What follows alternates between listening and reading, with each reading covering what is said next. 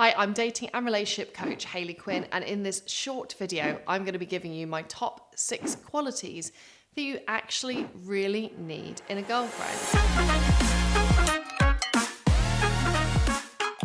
Now, if you want to know a secret way how you can separate yourself out from all of the other guys out there, a really smart way of going about this is to exhibit that you have standards for the women that you date beyond just their physical appearance. So rather than it being a case of going into the world of dating, seeing an attractive woman and being like, please like me, instead, you go into the process of dating, meet women you're attracted to, but then before you really give it your 100%, you're also thinking, well, before I enter into a relationship here, I would need to check out whether she's got some of the qualities that are really important to me. Does she have some of the qualities that I think are really helpful for building a relationship and that will make us gel together really well in the future? By having a clear idea of what standards you're looking for in a woman, this will really help to meet you on a level playing field with her. It will help you to become slightly more challenging and to steer your conversations. So beyond her being absolutely gorgeous, what other qualities do you really need in a woman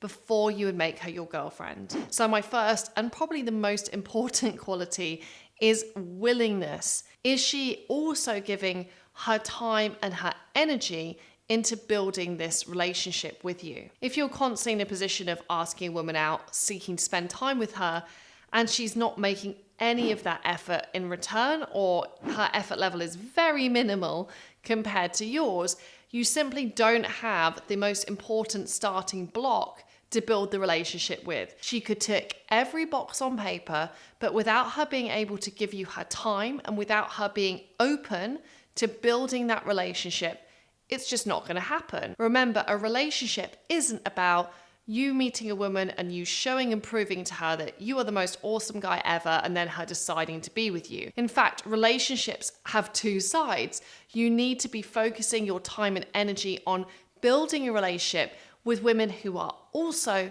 in the right mindset and the right headspace to want the same things. So the bare minimum she needs to give you to get that relationship ball rolling is she needs to give you her time. My second really important relationship quality you can look out for is, does she want a similar level of connection and or independence to you? Now, if two people are very mismatched in terms of what kind of level of intimacy they'd like in a relationship, it's often a recipe for a disaster. All of us out there are slightly different.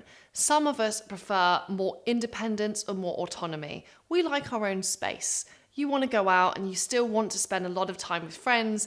You like the idea of being in a relationship, but if you're with someone 24/7, it would start to feel quite overwhelming. On the other end of the spectrum, there are some people out there who really want that coziness and that closeness in a relationship. And if they are committed to someone, they'd like to see that person eventually every day. They like to chat and text all day long. They want to be really physically close and they're very affectionate. By starting to be aware of how you like to operate in a relationship, it will give you a better perspective to look out for people who, they don't have to be in exactly the same space, but they should be relatively on the same page as you in terms of how much closeness they like to have. So if you want to be really close to someone and the other person's idea of a relationship is you hang out once a week, there may be too much of a mismatch here for you to find harmony.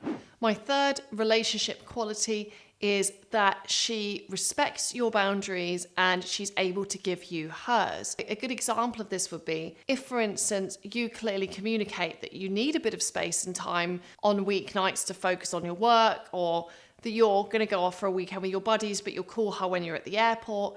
If you open up your phone and you've got 50 messages, this is probably an indicator to you that she wasn't able to really hear your boundary and she wasn't really able to listen to how you're going to connect and relate to her. And of course, there's give and take here. Your ideal mode of communication might be 1 phone call a week, hers might be 7, and you meet somewhere in the middle.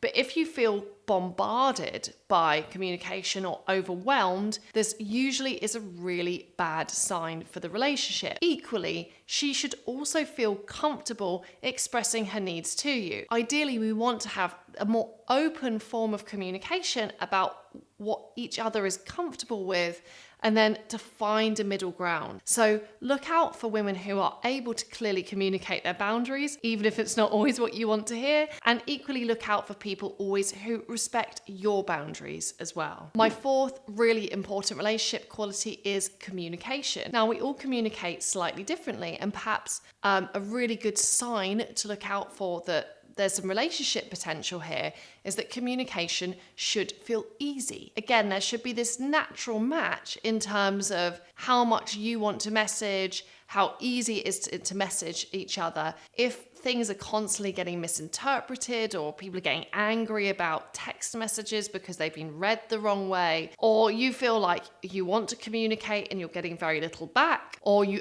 feel bombarded by their level of communication. If there's not that level of ease in terms of how you communicate with one another, again, that's not such a great sign for the relationship. My fifth really essential relationship quality is, of course, respect. In the words of Aretha Franklin, it's RESPECT. So if there is any belittling, any name calling, dare I say it, any physical forms of aggression, any explosive outbursts of anger, we want to really avoid relationships with this. Often this is much easier said than done. If you find yourself in one of these relationships, I have put some numbers and some links below this video so you can get support and assistance to get out. And remember, in all relationships, okay, no one's perfect, but ideally, most of the time we should feel supported and nourished by those relationships.